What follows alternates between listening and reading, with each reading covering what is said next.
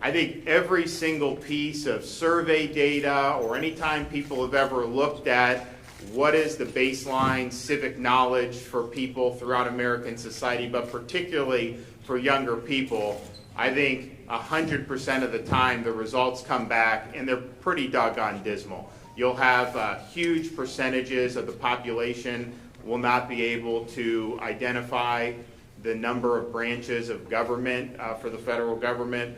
You will have key mistakes about what period of history does Abraham Lincoln belong in, who are some of the main founding fathers, can you name some of the key ideas in the Bill of Rights. So these are all things that I think are very important for a state to be able to impart to its students, because it doesn't matter whether some will go into business or medicine or construction or hospitality, but everyone's going to be called upon to exercise the duties of citizenship. So of all the things you're doing, this civics is something that you can take with you for the rest of your life. And so we want to make a commitment to this. We've done it since I became governor. We said that this is something that we're going to put a lot of emphasis on, and we've got to do better as a society, but certainly in Florida, we've got to do better. And if you go and talk to some of our folks, I mean, obviously we don't have as many World War II vets around.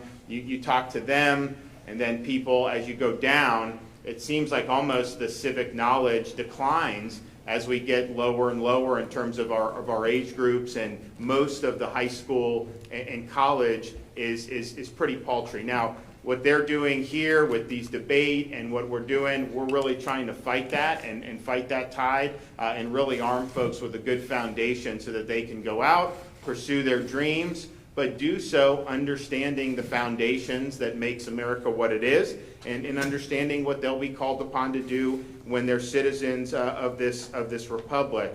So today, I'm proud to announce that the state of Florida will be dedicating an additional $106 million towards civics education in the state of Florida.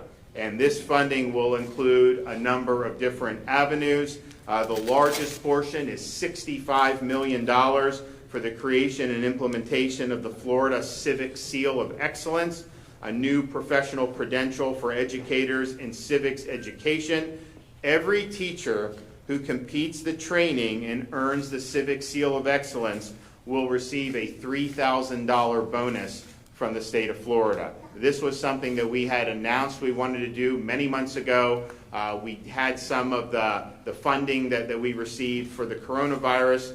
We went to the legislature, we told them, the legislature basically in the legislative session said, okay, send in your plan, and that's what we're doing. So the Department of Education has created this plan, and we're going to be able to get moving on this.